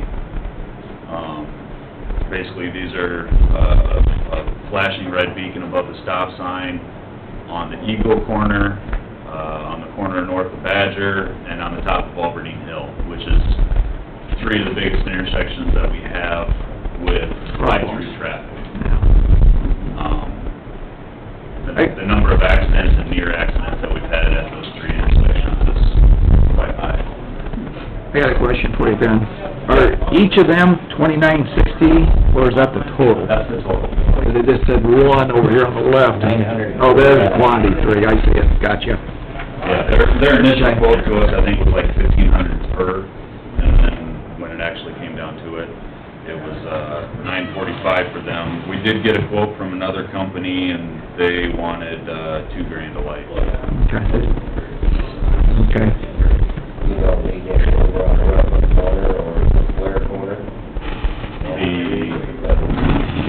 For which, the ones that come to Highway 3 and 169, those are controlled by the state, so those would have to be approved and Through them. certified by the state. They're the ones that maintain those stop signs. approve the quote for the 3 flash beacons for $29.60 from SASO. Any further discussion? All those in favor? Aye. Opposed? Approved. Discussion on the ADL options. Excuse me, who made the motion? I did. Okay. I second. Unanimous. The second item that I've got on is basically just to have a discussion on the ABL equipment that we've talked about in the past. I'm still waiting to have my meeting with US Cellular. I had a meeting last week with Verizon and Samsara. And I've included a spreadsheet basically of what their unit prices are for the two companies. For Vehicle Gateway, which is kind of like their deluxe model, Samsara's at basically $33 a unit, Verizon's at $19. That would be like our snowplow trucks, our pickups, and probably our 3 mowers. What that does is it gives you diagnostics on all of those. It also sends alerts based on your driving habits, hard braking, quick accelerations, and basically creates all kinds of reports that you try and create the guys to be safer drivers. It also, if you have an error light or something like that that comes up on your dump truck, it would send an email both to the foreman and me that says, this code popped up, this is what it means. Basically the same thing if you were to go to like John's and hook up to the computers. Yep. Okay. So that one's quite a bit higher per month. If you're looking at Samsara, it's only a couple dollars more if you're looking at Verizon. The asset tracking is basically just GPS. It just tells you where the piece of equipment is. And we'd be looking at that for like our motor graders, maybe our tractor backhoes, you know, basically just asset management. That way you know where everything's at. If you go with dash cameras, it gets quite a bit more expensive in a hurry. You're looking at $25 to $32 a month per camera. And that's for a camera in one direction. They're starting to develop technology that shows cameras in both directions. I think law enforcement, some of them have those, where it shows both the driver and what's in front of them. But those are the rates. I guess I just wanted to talk to the board and make sure that we're still on the same page of continuing this, because once you talk to a vendor, They hound you to death. they start hounding you every week, wanting to know where you're going with it. Why don't we hold off until we hear from US Cellular and get more information, and I think it's worth pursuing myself. Ben, could you clarify what ADL stands for? Automated Vehicle Location, I believe. Basically, it tells us where all the equipment is throughout the county. I can see it being real handy in the wintertime when we're trying to figure out what routes have not been cleared and which ones have. A little bit of the difference between the two. Samsara, it keeps the records indefinitely, so you can look back 5 years ago and see traffic patterns, stuff like that. Verizon has 90 days. You can go back and look at what happened. Which would probably be good enough for insurance stuff and stuff like that. The nice thing about Verizon is that, you know, you've got local representation. Samsara is West Coast. Do you expect to get some information on the US Cellular to fill this in? Yes, Like I've talked to their salesman, and he's been trying to work out, the guy that does the demonstrations is up in Canada right now, and with lockdown, he hasn't been allowed to come back. Poor guy coming right by a lake or something. Well, He doesn't want to. I think that's a good idea, and then it'd be nice, hopefully that's sooner than later. Yes. And then have further discussion, I don't think we need to get an extended discussion today. No, We've already taken when we get closer, if we got a clear-cut company like Verizon, I'd like to get them on and maybe have them do a demo. Right. You guys. Yeah. Right. Of the equipment, I mean, 20, 30 minutes, they can show you what the What it can do. software looks like. Yep. No, I think that's fine. Sounds like just continue on with that. You got anything else past this? That's all I had. Thank you. All right, we're good then. All right. Hey, thanks, Ben. And then after the meeting, we're doing... Yeah. Okay. You guys want to just call me? Now, We can do that. Yeah. we have, I don't think this next one will be too long, but... okay. John Dolkey, Before you do this. Samantha Van Fleet, discussion on Oakdale Park. Sorry that it's, 37 minutes late. All right. Appreciate your patience. Thank you.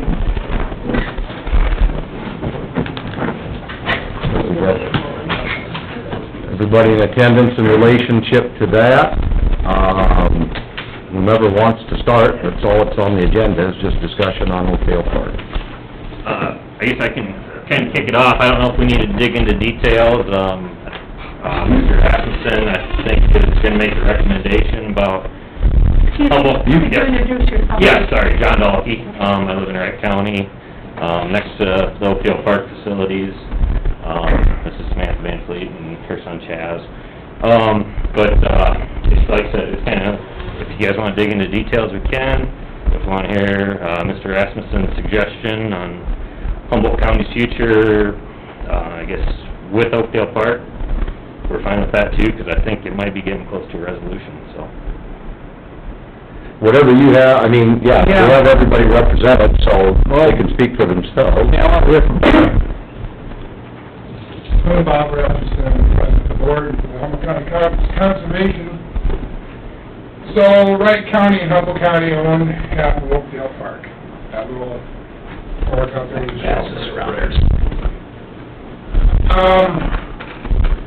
Wright County doesn't want to take care of it anymore, so we took it over from them. Our guys are doing a good job taking care of it, we painted a shelter, we keep it put up, we keep it looking nice. The whole problem is you get tweakers out there. It's a bad place for people to go and hang out. You know that. And the other thing is too, Wright County doesn't want to drive clear out there and check it. It's a long ways to go out there and check the park. Where our parks, Scott and Shelton, they get checked 4 or 5 times a day. In the evening, whatever, they get checked. So to stop this problem of people coming in, tweakers, drug addicts, whatever, my suggestion is we give our portion back to Wright County. They do want it back, so let them have it back. Close the park out. Put a gate up. I talked to Rick Rasmussen, one of the supervisors, and they want to close it too. So, get rid of the problem. I'm not gonna say it's gonna cure the problem of the people coming in. It might be worse. I don't know. They might move to the other building, the bigger one. I think it needs to be closed. It's gonna save us hassle and time. We got other projects to worry about, rather than this one. I say close it up and be done with it. Go from there. Okay, just a little, when you said they'll move to the bigger building, what are we talking? The old shelter, the shelter, the big... The Isaac Rock building? Yes. You're not gonna keep them out. There's just no way unless you patrol the park. You're not gonna keep them out. I've lived in that area my whole life, and I know what it's like. Yeah.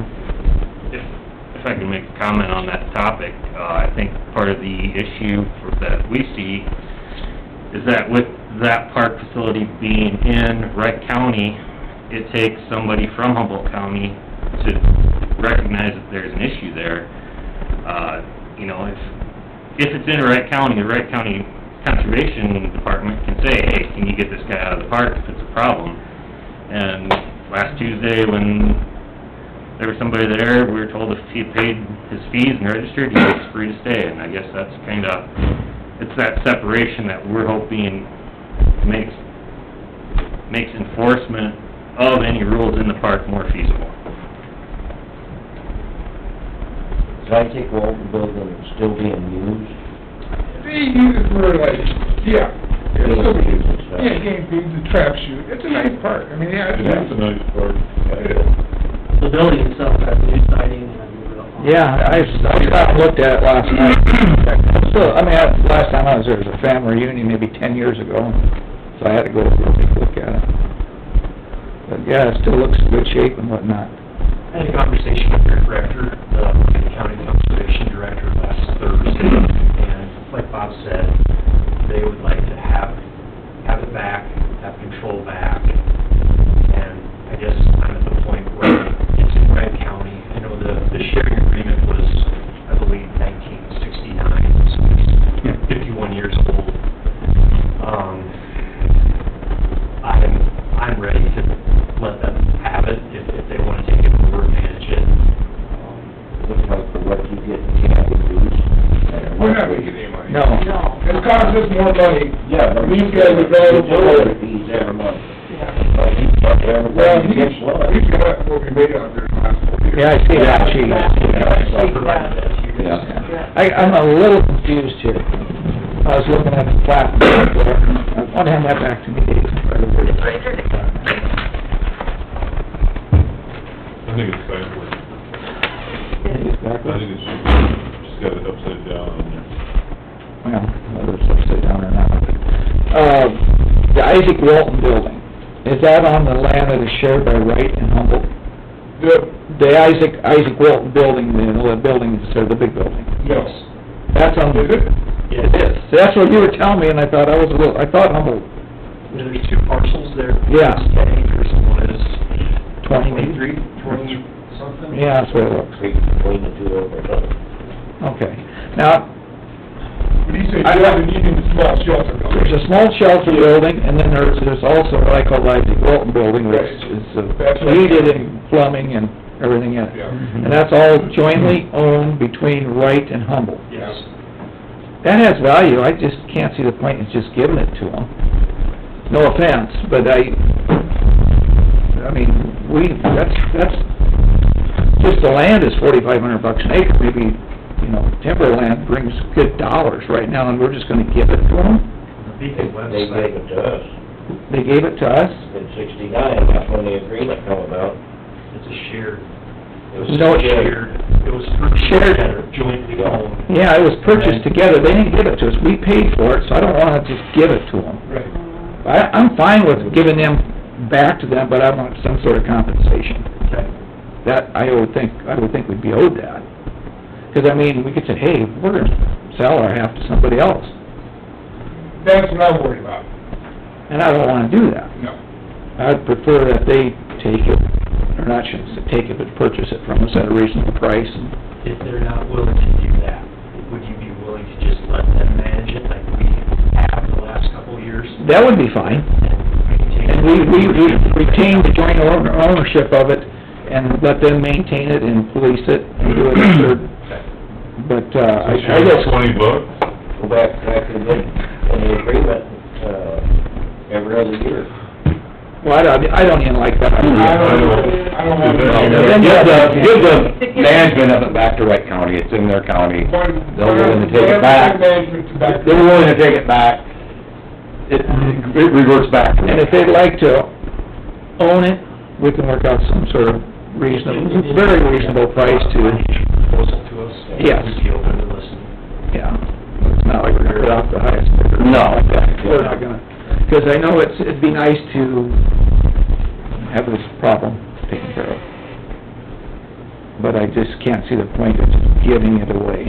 So, I mean, was it, way back in the day, was it purchased between Wright and Humboldt County, both counties spent money? I know this was before you were born. My but- understanding is, on the deed, it is jointly owned by Humboldt County Conservation and Wright County Conservation. Somewhere back in the day, they must have purchased it then. Jointly. Jointly. So Rick's point's valid. Yeah. That there was some money spent by both counties. Right. And I'm sure the improvements and all that was shared by both counties. Yep, jointly. So I hate to just say, here, I mean, it's nice if you're on the other receiving end sometimes. Right. That's a good point, Rick. But is it fair to say, certainly give the responsibility of it back to Wright County. Because it's within their county. Ask their board, Conservation Board, as they would consider some reimbursement to Humboldt County, they own it free and clear. There's no more agreement, sharing or otherwise. It's totally theirs, officially done deal. Present both options to them and see what they wanna do. Yep. Okay, Perfect. that'd be great. But regardless, I don't think there's any argument with them immediately taking responsibility. Right, if you put a gate up or just make a little turnaround right here in the park, but you don't stop camping there, that's patrol. It's not gonna be, it's gotta be patrolled. They're gonna go, they got how many acres of it, they know it, they don't need to do it. Yep. Yes, sir. Yeah. Say one thing, I'm my focus, and I work for these guys, and I go by there minimum of 4 times a week. Last year, when we were having, or 2 years ago, when we were having problems, I went by there every morning on the way to work, because I get there a little ahead of time.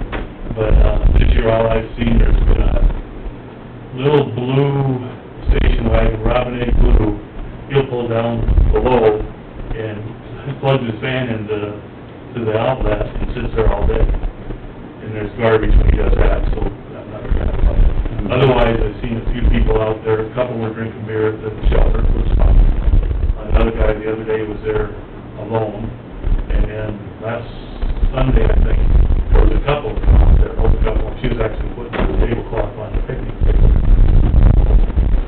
It was being used, we are monitoring. Yeah. And like I say, on the weekend, I probably go by there 3 or 4 times, I'm telling you, 4 times, but I can't sit home. Yeah, I know they shoot a fair amount of trap up there, 'cause my nephew's done that all summer. Yeah, they were trash. So, it's a park that gets used, and it just needs to be, like I say, monitored better and taken care of. I'm Samantha Mansley. I just want to speak up and say that if for some reason this doesn't go through, that we would try to at least eliminate camping, overnight camping at that place, because that's when the people that are the tweakers, the meth heads, that's for the night, and it's an invitation to them. So if we don't get any further with this, at least there's no overnight camping, and it's posted somewhere. And no weapons. You're gonna have to really patrol that, 'cause when I was 14, 15, I used to go back out there by the pits and camp. For no one to see it, so you're really gonna have to patrol it. I mean, it's gotta be patrolled. Put signs up, no camping. Yeah, but does it do any good? That'll be up to the At least they get Yeah. law enforcement to kick them out. Right. But, yeah, but then you have the authority to throw them, to tell them to leave. That's not about right on the law enforcement side. Yeah. Although it's not, What's nice about it is that my guys are over in Renwick and they get a call, they'll go over there and handle it and stuff, until Wright County can get there and stuff, and vice versa, they do the same for us, so we have a good working relationship. do you have a good direction from the conservation board side? Wright County, see what they wanna do, we'll go from there. We can certainly have it back, and we'd like a little money, if they can have the whole thing scot-free. I mean, completely owned by Wright County. No more joint, nothing. Good. Okay. Thank you. All right, thanks, everybody. Thank you. No, I appreciate it. I was just writing home anyway, so, no, I'm glad you called. So, thank you. Well, Samantha? Yes, thank you for coming. Thank you. Good discussion. Thank you, Todd. All right, moving right along, accept the... Thing is, it's a nice little park. Yeah. It is. But it's out, That thing is on Highway It's out 17, nowhere. it'd be So it's so easy for used people to- probably 60% more, if it was right off. It was on a hard surface road there, right out to 17, yeah. Kind of back in there in the boondocks. But the one thing I noticed, it is really grown up. Yeah. I mean, the brush has got so much thicker around there. This is gonna call Kathy Erickson, never come down. Kathy Erickson for the reports. Oh, which one would she be involved in, general assistance? Yes. Oh, we'll wait on that one then. Can we do the, B.A. Davidson, Yep, thanks, guys. Thank you. You bet, thank you. Very much. You want your radio? Are you leaving this? Yeah, I suppose, I can bring my, And my glasses, I see in Michael's information, he'd like that signed, so Yes. we'll get that done while we... Proceed, yes. So, if you notice, you authorize chairman to sign the underwriting placement agreement, placement agent engagement letter with D.A. Davidson and Company for the refinancing thing that we just talked about. They do need that to move forward, so. So there are two pieces to that, you should have copies of both of them. This needs the chairman's signature on them to make them official, so Mike with D.A. Davidson can go forward. I would make that motion. Sign both. Yes, I'll second. Any further discussion? All those in favor? Aye. Opposed? I'll sign those. And I have little stickies for you need to sign. Perfect, thank you. So, we have an authorization for 28E law enforcement agreement for the city of Laverne, Hardy, Addison, and Renwick. Okay, we sent these out to all the cities, that were not in the unified law enforcement levy. So we've gotten these many back. We've got two other cities, I think, that haven't sent theirs back yet.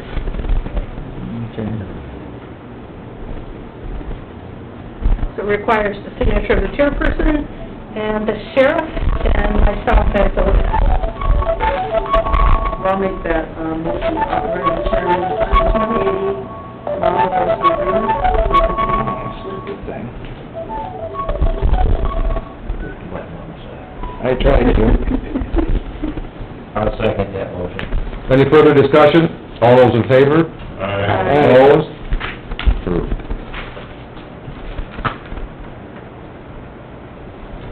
Good, Kathy?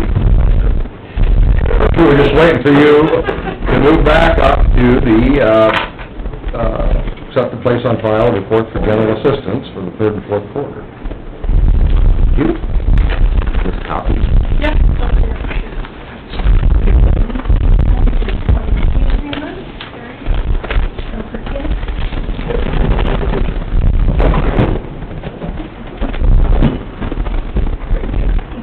Thank you.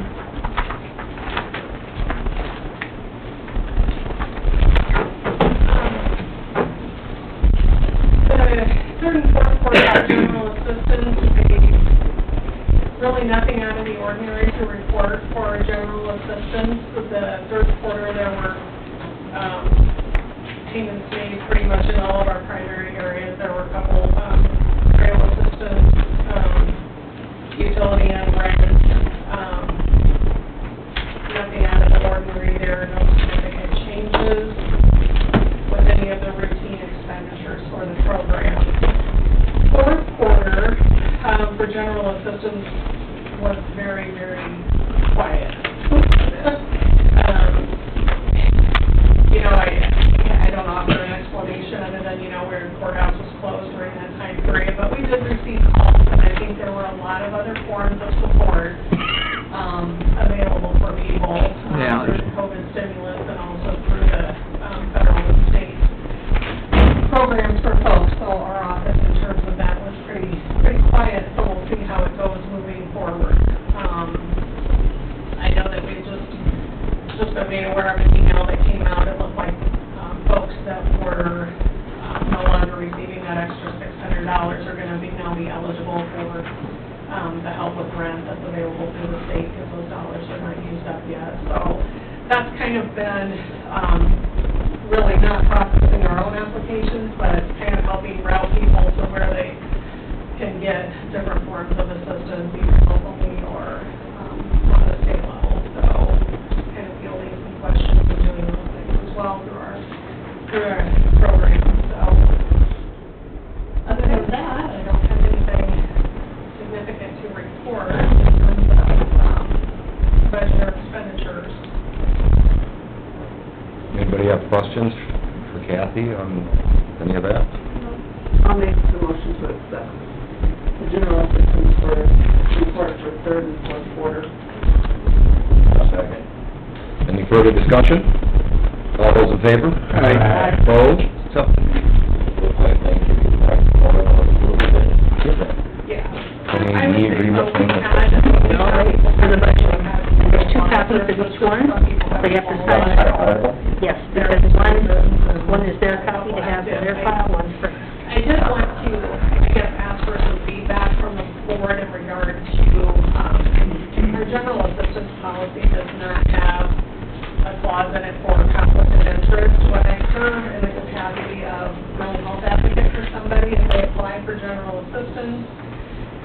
I just wanna put that out there for the board, I guess, what your thoughts are in regard to making those decisions for those applicants.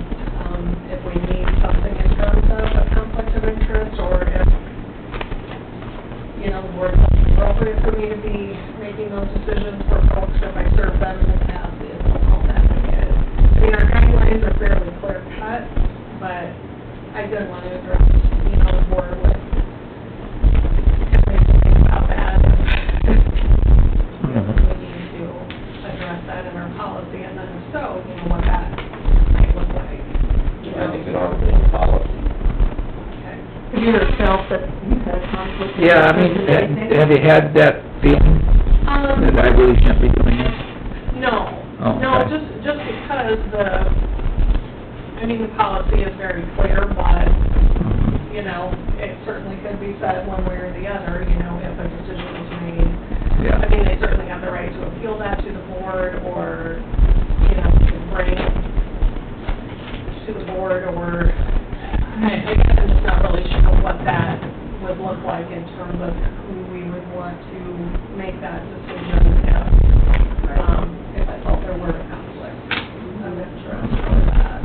Or if you just want to blanket across the board, if I serve the person in that capacity, then you don't want me making that decision, so.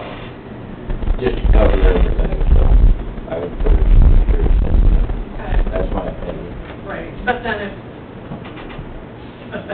we need to have some sort of plan, so I guess. I was gonna say, what are you gonna do on the other Right, side? who's gonna approve that? Who's got the qualifications then to, Yeah.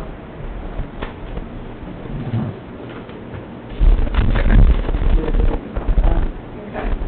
So I would ask the board just to think about that, and I will try to maybe put some tips to the board. That would be a good idea. Okay. Yeah, that is a policy, probably some other counties as well. I think it's kind of a unique situation. I know, Who will take this if she doesn't have it anywhere else to be consigned? We'll trade. Double check it, Peggy. How they do, report back to the board. Okay. Thank you. Thank you, thanks Kathy. So the best thing here. Move on to committee reports. After that. Okay. I think the only committee report I had was the LEC meeting on 8:30 on, is that Wednesday morning? Yes. Wednesday morning, it's the only meeting I had. Meeting, The 12 meeting, I have one Waterloo at one. Today? Today. We're interviewing for our CEO. It's the first initial interview today for CEO. I had nothing official other than, Tuesday the 11th, I took the call from Samantha Van Vliet for the Oakdale and discussed with her quite a bit, and then I called Todd Lee, and then I got a hold of Ian Kruger, and we kinda, Rick Rasmussen from Wright County Supervisor, and kind of discussed some things with him. So that's the only thing that I actually, not the only thing. I drove up there yesterday also, so that's probably more traffic than that road. Yeah. I drove by there last night too, about 7:30. I walked over there.